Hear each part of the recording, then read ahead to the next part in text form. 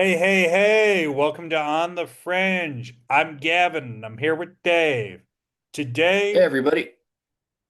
hey, Dave, what are we talking about today? Well, today we are going to be talking about one of the most popular tourist destinations in the world, but it's actually taken a really, really big hit as of recent.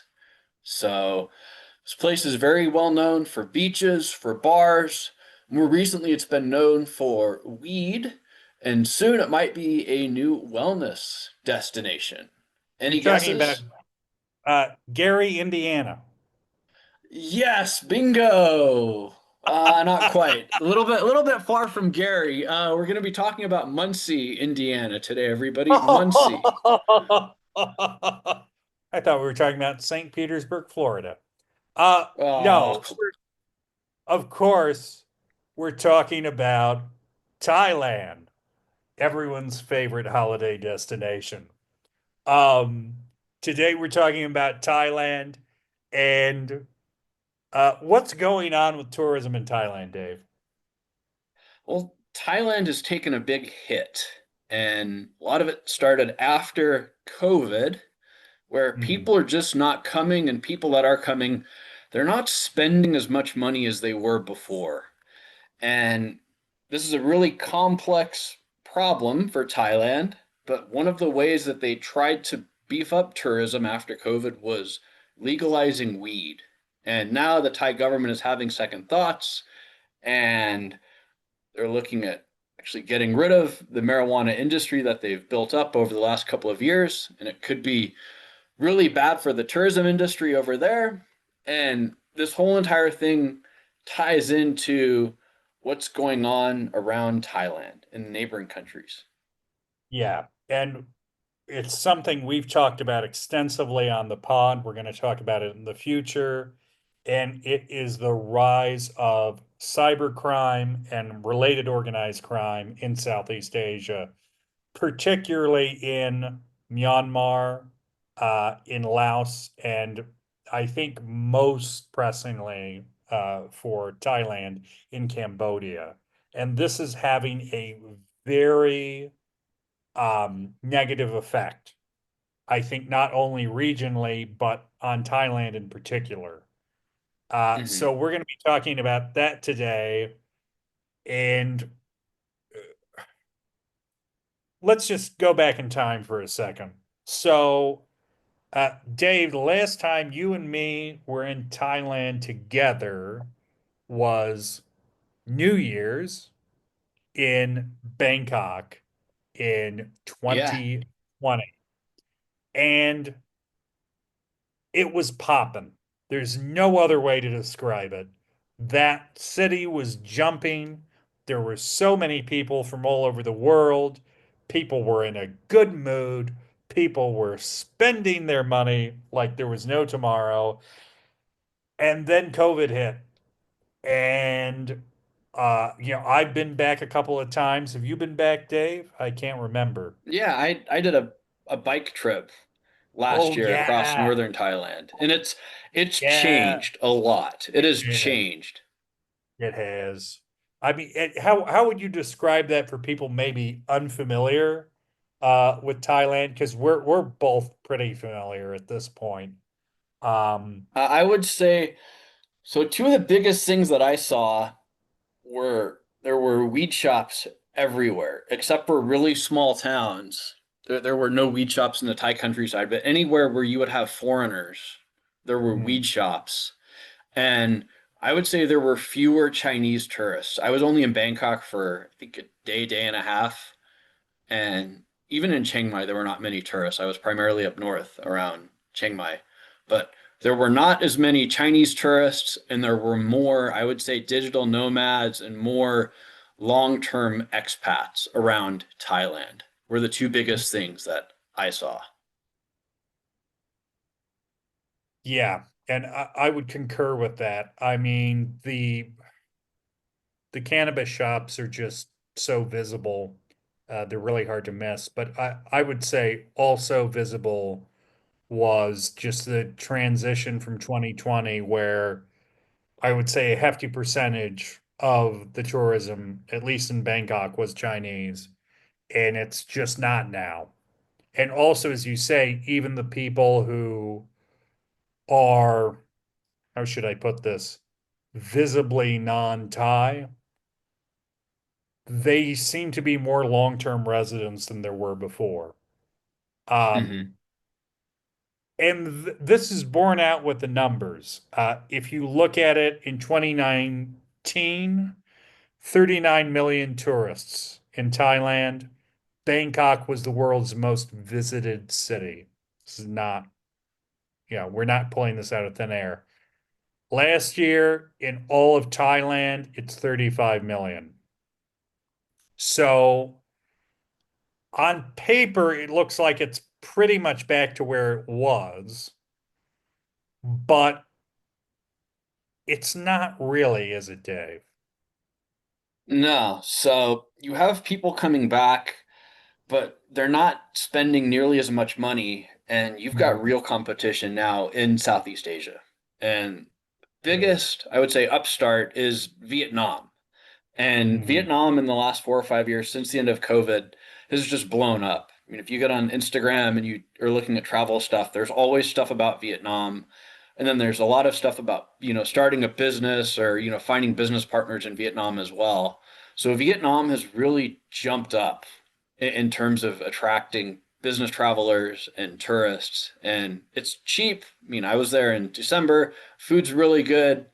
And I think Vietnam doesn't have the baggage that Thailand had from the 80s and 90s, where you had, drugs and you had Thai stick and go-go bars, and it was kind of a wild, off-the-chain place. And yeah, Vietnam does have some wild stuff going on too, but I don't think it has that association that Thailand had for such a long time, that it was a dangerous country. And we're going to keep coming back to that throughout this podcast, that yeah, Thailand Yeah. was seen as a dangerous country in the past. And And they're when struggling with that. Thailand, Yeah, yes, really. yeah, when they legalized weed, I mean, okay, for in a lot of people's minds, marijuana is very, very dangerous. So this is kind of pushing Thailand back into that camp where, yes, Thailand is dangerous, and then they're potentially going to legalize gambling as well. This is something the Thai government has talked about recently. Now they're Yes. rolling that back, and they're trying to roll back marijuana as well. And Thailand is recognizing that, oh, the world sees us as a dangerous country, and this is not actually helping us to attract tourists. Well, also, I think something you have to say, and rolling back to what I said at the beginning of the podcast, part of the reason that they're perceived as dangerous doesn't have a lot to do with things going on in the country. It has to do with Hmm. what's going on around them. And it has to do with, and this has been documented extensively, and I'm not going to go into it here, but all of these scam farms that are being run in Myanmar and Laos and Cambodia, they're getting a lot of people through fraudulent jobs in Thailand. So people are going to Thailand, a lot of people from China, some people from India, some people from Africa, actually. People are going to Thailand saying, oh, I have a job in IT or I have a job in the service industry. They show up at the airport, they get in a van. Before they know it, they're not in Thailand anymore. They're in a compound. There's a guy with a whip going, okay, here's your new phone. You speak English. You've got to convince this retiree in Muncie, Indiana, that he's fallen in love with you. And you need to get Oh, his. quit hitting on Muncie, Gavin. Muncie You did brought nothing it up. wrong. You brought it up. I brought up Gary. You brought up Muncie. I didn't bring up Muncie. You brought it up. But this is happening. This is something that's happening, and Thailand is taking a reputational hit. Now, I personally think that in the short term, legalizing marijuana was a major boost to the Thai economy. It was a shot in the arm. I don't think it was a reputational hit initially. I think the issue was it was one seen as a magic bullet. They went, we're going to legalize marijuana and make a lot of money. And I don't think the politicians or the people creating the legislation thought much further than that.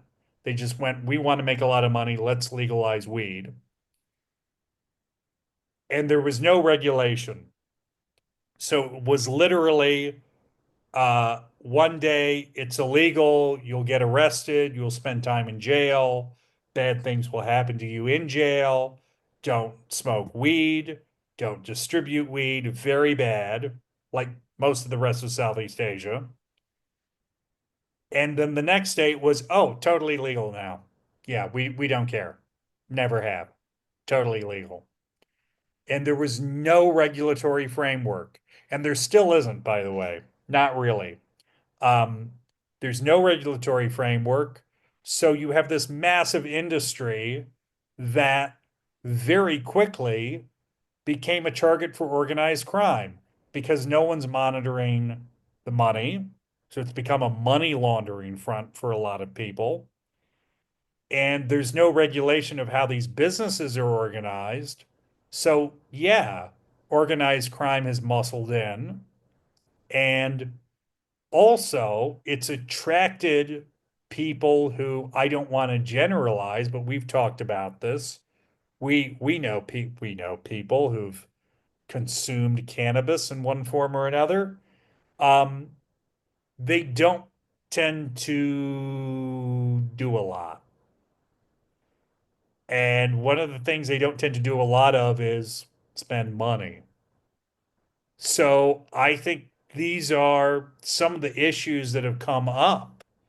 I mean, let's be honest, if you're high all the time, you're not going out to a bar and spending a bunch of money. Uh, which is Yeah, kind of, you're probably going to go to the cafe where you can sit and smoke all you can smoke or all you can eat brownies for an hour and a half, and then after that, you're probably going to take a nap. And the rest of the or day, you're probably not going to really do very much. I mean, that's going to be the highlight of your day if you're going to you're Thailand gonna for go, doing something like that. yeah, you're gonna go to the 7-Eleven. You're gonna get one of those nasty hot dogs. You're gonna go home and you're gonna be like, I'm tired. It seems like a day to me. Hmm. You were not going to go to the mall. Don't do that, kids. Don't do that on weed. You're not gonna go to the mall. You're not gonna go to Wat Pho. You're not going to tour the country on a bus and throw money at vendors in the street. You're just not going to do that. And I think there was a misalignment as to what segment of the tourist market that move would attract. And it Hmm. does attract tourists, but those tourists don't spend that much money. So to fix that, what were they going to do, Dave? They were going to legalize what? Well, they're going to legalize gambling, Yeah. And how did and they go? I don't think I don't think this is really going anywhere either. I No, mean, it's the country is in a rough place in terms it of the is. tourism industry, in terms of attracting people. And back before COVID, you would have Chinese tourists that would come in and they spent $1 trillion generally. The whole entire group, Chinese, would come in and they would spend $1 trillion. So it was a total of about $200 per person per day in the country. They'd be on package tours. They'd go do all the touristy stuff. You know, we're going to go to Wat Po. We're going to go and stay in nicer hotels. We're going to go shopping. We're going to spend some time at the aquariums. And we're going to actually make a big impact on the local Thai economy. Hmm. And they thought, okay, gambling might be able to do this too. And yes, you've had cities like Las Vegas and Macau that have really come about from gambling, but I don't think this would really work for Bangkok right now. Because if you look at Bangkok's problem, Gavin was just talking about this. Thailand is seen as being a dangerous country. And if you have these other more dangerous activities in Thailand, And they're just kind of adding, oh, this is another thing about Thailand. Oh, you have human trafficking problems from neighboring countries. And you have these other problems that are going to invite crime to come in. Thailand is going to be seen as being more dangerous. And they're not going to be able to pull in tourists that are going to spend lots of money. Backpackers and people who are not spending as much, I think, are not going to care. But the wealthier people in the big package groups are going to go, well, it's too risky for us. We're going to go somewhere else. This is already hitting, a part of the market they were trying to claw back, which is the Chinese market.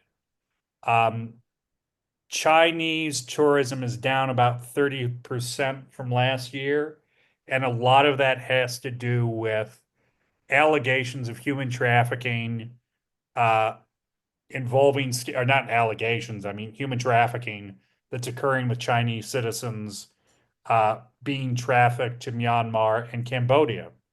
And this is a serious issue. And it has hit the reputation of Thailand, particularly in China, which again is a market they were really focusing on. Can you just, I mean, really quickly, Dave, and thank you so much for putting this information together. Could you just go through the top five countries uh, who are sending tourists to Thailand? Yeah. And for me, this was surprising. The biggest country sending Surprising to me tourists is too. actually Malaysia. And Hmm. Malaysia's number one. Primarily, they're going up there for family vacations. And then second is China. China has about 2 million. Malaysia has a little over 2 million as well, but China's down considerably. And then third is India. India had about a million. Fourth was Russia. And then fifth was South Korea. And all of these countries are sending people, or people are going to Thailand for different reasons from all of these countries. But if you look at it closely, there's not a Western country on there, and Japan's not on there either. And Japan is the largest source of foreign investment in China. And I mean, Korea's taken a Thailand. hit. There was a flight last year that flew from Bangkok back up to South Korea. The plane crashed on arrival. And a Yeah. lot of these Koreans were coming on low cost carrier airlines. The tickets were dirt cheap. And Koreans now are afraid to fly on some of these airlines, or they're more afraid to fly, I should say. So that's going to hurt Thailand. And they're going to go, well, I'll go on, a different airline to Vietnam, or I'll go on a different airline to Japan. So it's really hurting Thailand. And Thailand they're in a really, really rough place because they're not getting the people that they were prior to COVID. And they're not spending as much money as they used to. And it's just, again, I think they keep hitting on these things as magic bullets. Weed's going to get the money back. Gambling's going to get the money back. And I actually think after the sort of big human trafficking scandal where they had to basically go into Burma and get all these Chinese citizens out. After that happened, the gambling legislation hit a wall because they Mm-hmm. realized if we set up gambling casinos in Thailand, the people who are running the casinos in Laos and Cambodia and Myanmar will have a direct stake in what's going on in Thailand. We won't be able to say we have no idea what's going on because we know exactly who we're inviting in. Um, and at that point, you really just haven't heard anything about it.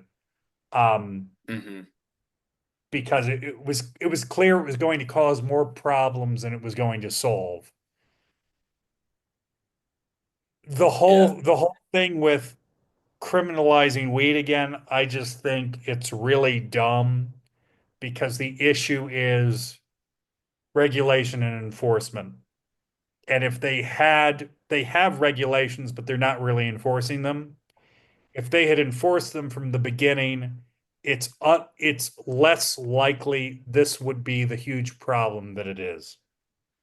If you had actually been inspecting businesses, if you had actually been issuing licenses based on suitability, if you had actually been interviewing people about what is your business plan, simple, like Better Business Bureau type stuff, a lot of the problems you're having now could have been avoided, but you didn't do that. They didn't invest in that at all. There's no regulatory framework. There's no money that's been put in that because they were so busy collecting revenue.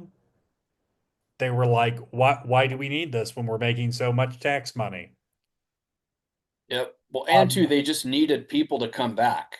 And yeah, this was a way to get people back to Thailand after COVID, when their economy was in a downward spiral. And I look at this whole entire situation of Thailand in the last 10 to 15 years. And first time I went was in 2009. And mm, then I went again, I think in 2013, 2012, I can't remember, but it seemed different. And it seemed much more, I would say, family friendly in the mid 2010s than it did in 2009. And I think Thailand was trying to push this image of, oh, we're more family friendly, kind of like Las Vegas was in the 90s. And, we have shopping and an aquarium for the kids right in downtown yeah. Bangkok and gourmet dining. And they were trying to rebrand themselves.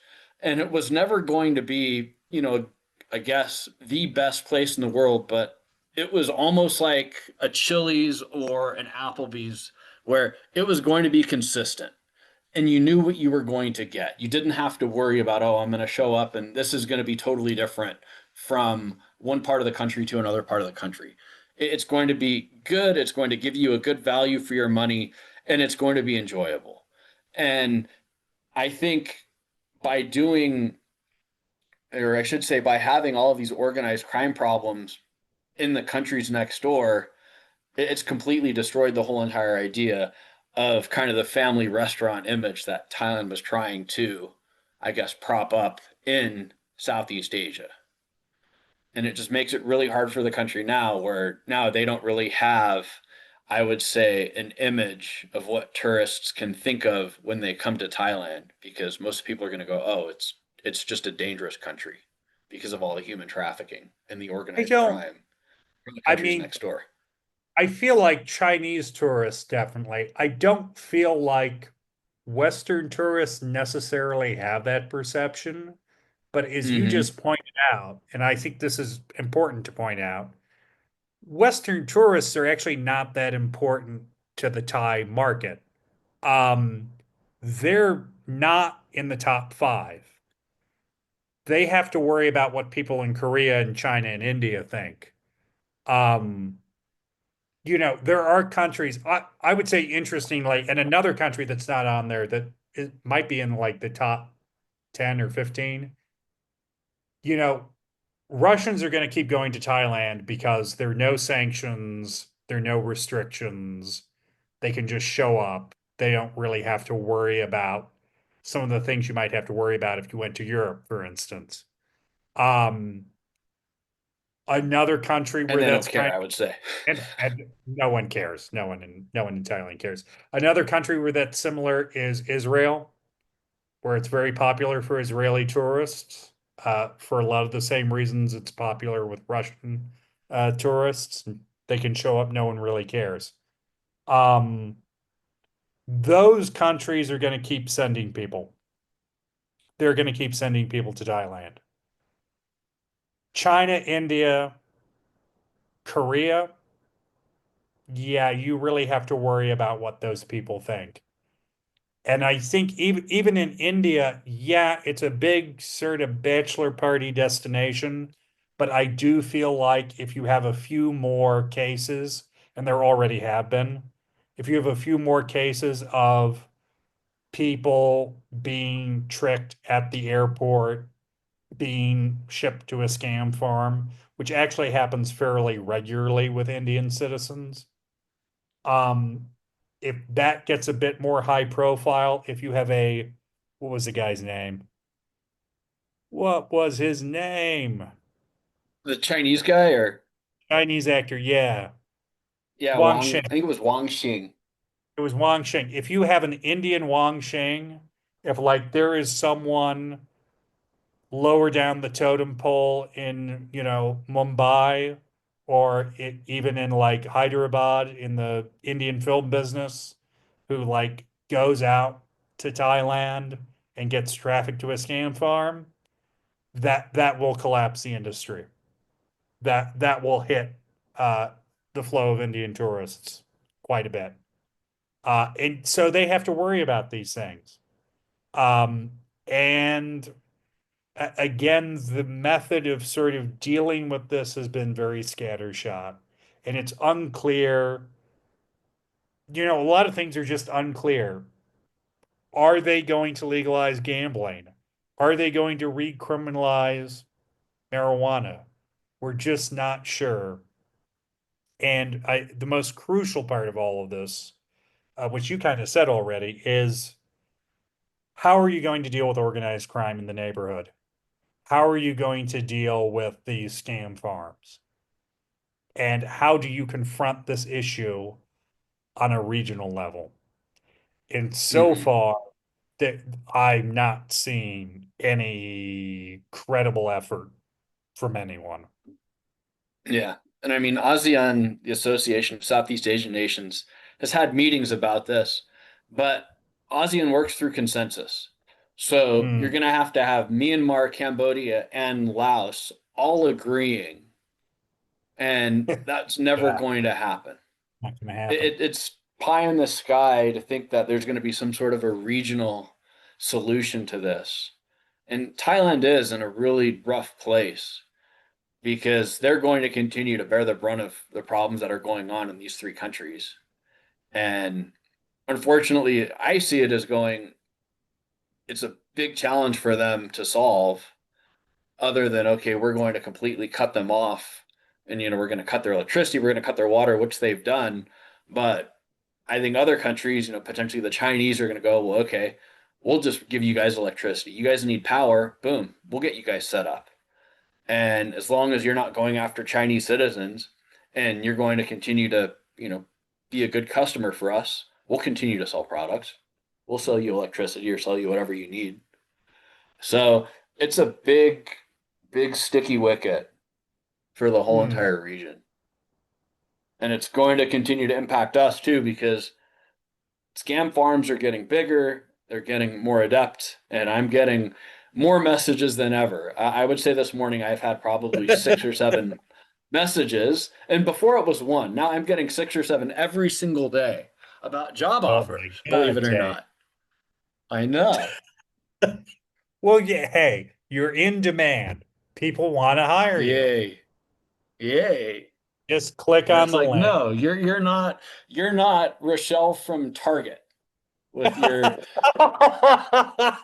dot whatever iCloud with your at iCloud.com email address. Like, Oh, but that's how you know it's legit, Dave.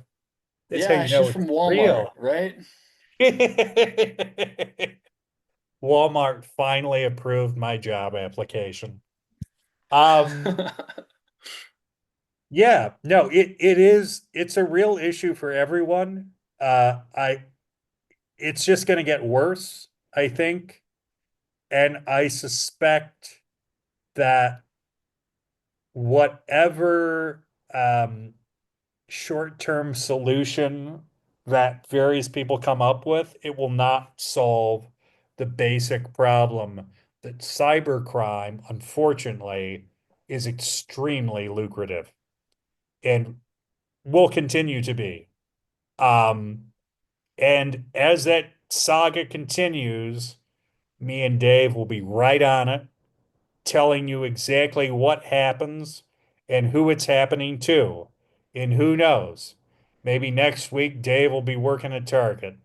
Um, I might in be. Or going to Bangkok for a job interview at Target in the Mandalay. Target. Yeah, yeah. Oh, that's a good target. Um, before that happened, we'll be getting back to you about all the goings on all around the world. Like, comment, subscribe. Thank you for listening. And please please recommend this. Please shop this around. We appreciate all the talking up that our community does. And we'll see you next week on the Fringe. Thank you very much. Thank you guys. Take care.